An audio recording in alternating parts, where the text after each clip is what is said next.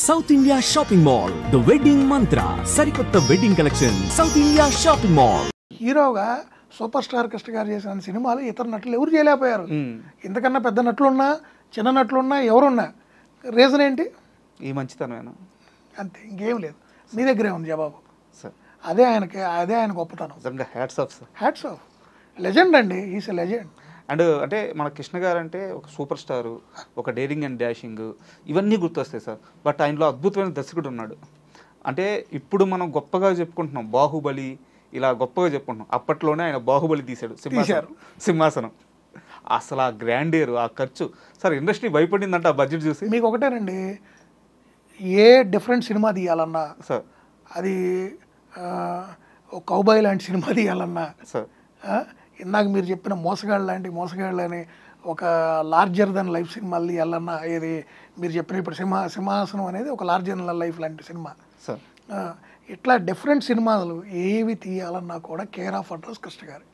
ఒక ప్రయోగం కృష్ణ గారి దగ్గరికి వెళ్ళాలనుకునేవాళ్ళు దర్శకులు. ఒక ప్రయోగం చేయాలి, ఒక కొత్త సినిమా తీయాలి, ఒక కొత్త సబ్జెక్ట్ను పరిచయం చేయాలి, ఒక కొత్త టెక్నాలజీతో సినిమా తీయాలి. ఏ హీరో దగ్గరికి వెళ్ళొచ్చు ధైర్యంగా? కేర్ ఆఫ్ కృష్ణ గారు తలుపు కొట్టండి సార్.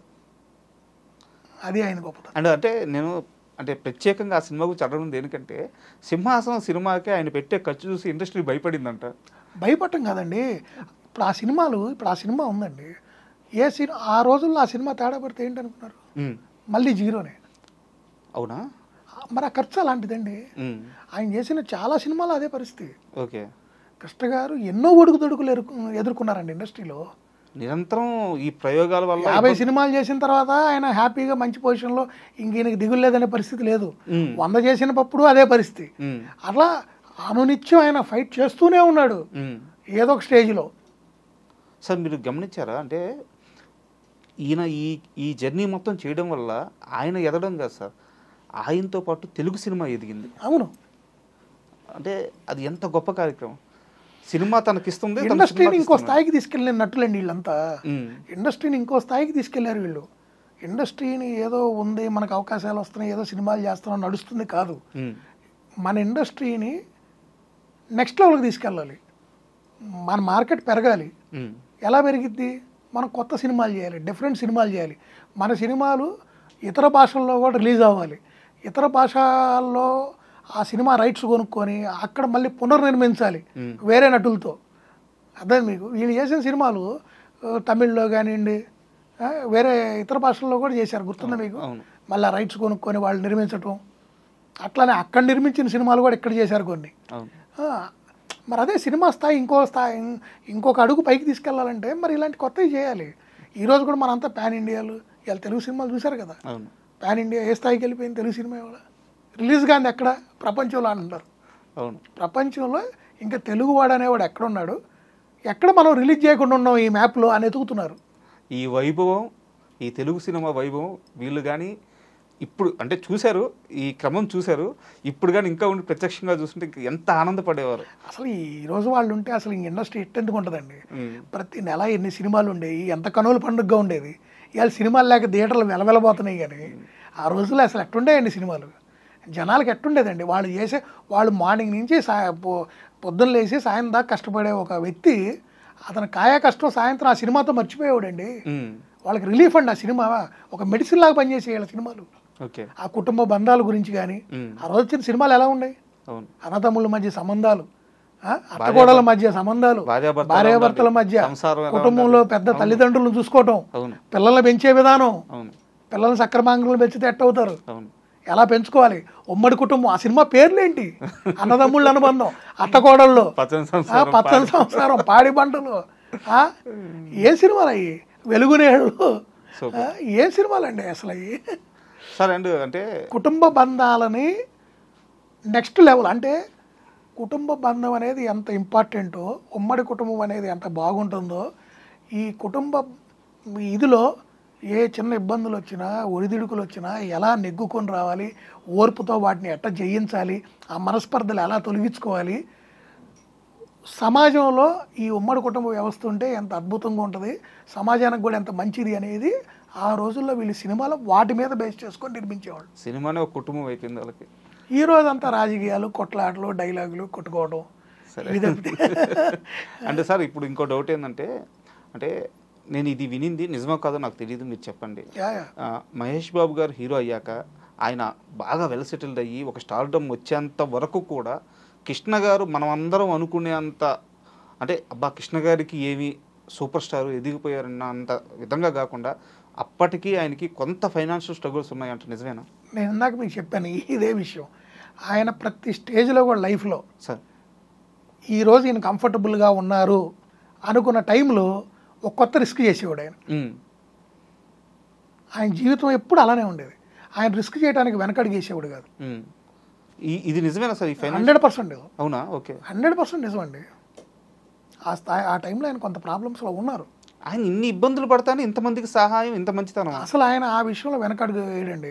ఆయన జేబులో 10 రూపాయలు ఉన్నా ఆ 10 రూపాయలు ఖర్చు పెడదాం, రేపు ఇంకో 10 రూపాయలు సంపాదిద్దాం అనుకుంటాడు. కానీ ఈ 10 రూపాయల్లో ఒక 5 రూపాయలు దాచుకొని 5 రూపాయలే ఇంకొకరికి సహాయం చేద్దాం అనే వ్యక్తి కాదు ఆయన. అసలు వింటుంటే ఒళ్ళు గూస్ బంప్స్ అంటారు కదా సార్, అట్లా అనిపిస్తుంది.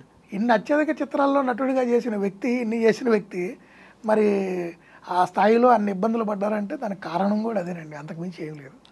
అండ్ అంటే మళ్ళీ కృష్ణ గారి పిల్లల విషయానికి వస్తే సార్, అంటే కొడుకులు ఇద్దరిని హీరోలుగా చేయాలని దానికోసం ఆయన వేసుకున్న ప్లాన్ ముందు నుంచే, ఒక సమ్మర్లో మాత్రం షూటింగ్లన్నీ ఊటీలోనే ఉండాలని, ఆ సమయంలోనే వీళ్ళిద్దరిని తీసుకొచ్చి ఆ సినిమాలో యాక్ట్ చేయించడం, అంటే వాళ్ళ చదువులు డిస్టర్బ్ కాకుండా వాళ్ళకి సినిమాని అలవాటు చేయించడం, ఇంత ప్లానింగా సార్?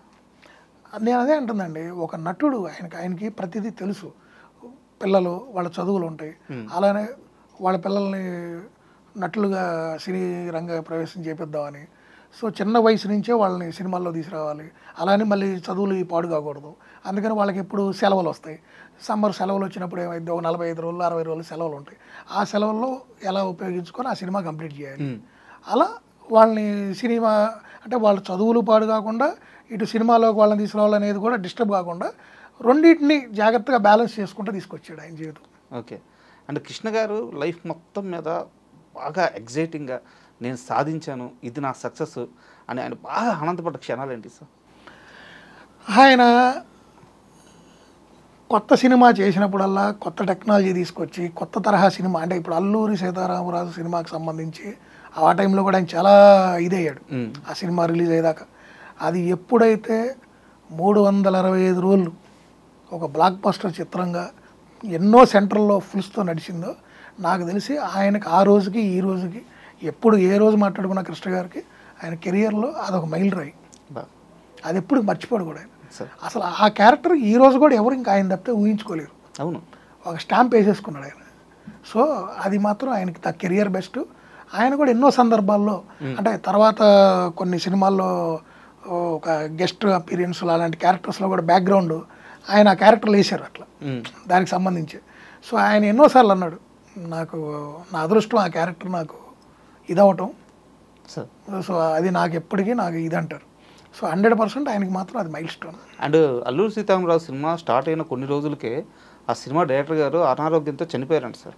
ఆ సినిమా మొత్తాన్ని డైరెక్ట్ చేసింది ఈయనేనంట. అవును, బట్ డైరెక్టర్గా ఈయన పేరు వేసుకోలేదు, ఆయన పేరు. ఆయన దాదాపు 4 రీల్లో 5 రీల్లో ఏదో డైరెక్షన్ చేశారండి. తర్వాత ఆయనకు అనారోగ్యంతో అసలు సినిమా ఆగింది కొన్ని రోజులు. ఆ సినిమా ముందుకి నెక్స్ట్ వెళ్ళిద్దా ఏదో అని రకరకాలు అనుకున్న టైంలో కొంతమంది ఇతర దర్శకులని సంప్రదించడం, వాళ్ళు భయపడి కూడా చేయలేకపోవడం. అవుట్డోర్ అడవులనే కాదండి, ఈ క్యారెక్టర్ మరి ఇది ఒక ప్రయోగం కదా. జనరల్గా ఇలాంటి క్యారెక్టర్లు ఎక్కువ రామారావు గారు చేస్తూ ఉంటారు. సో మరి ఇది ఏమైద్దో, రేపు దీని గుడ్ అండ్ బ్యాడ్ మళ్ళీ మా మీదకి వస్తుందేమో. డైరెక్షన్ చేసినప్పుడు కొంత తీసుకోవాల్సి వస్తుంది కదా, భయపడ్డారు. అలా కూడా కొంతమంది భయపడి వెనకని చేసినప్పుడు ధైర్యంగా ఆయనే ముందుకు వచ్చి కూర్చొని ఆ స్క్రిప్ట్ వర్క్ అంతా ఆయనే చేసుకొని వాళ్ళ నిపుణులు, సాంకేతిక నిపుణులు అందరితో కూర్చొని కొంచెం టైం తీసుకొని ఆ సినిమా అనుకున్న టైంకి అసలు చాలా ఒడిదుడుకులు ఎదుర్కొని చాలా ఇదిగా రిలీజ్ అయిందండి. చాలా ఇబ్బంది పడ్డారు ఆ టైంలో ఆ సినిమా రిలీజ్ వరకు కూడా.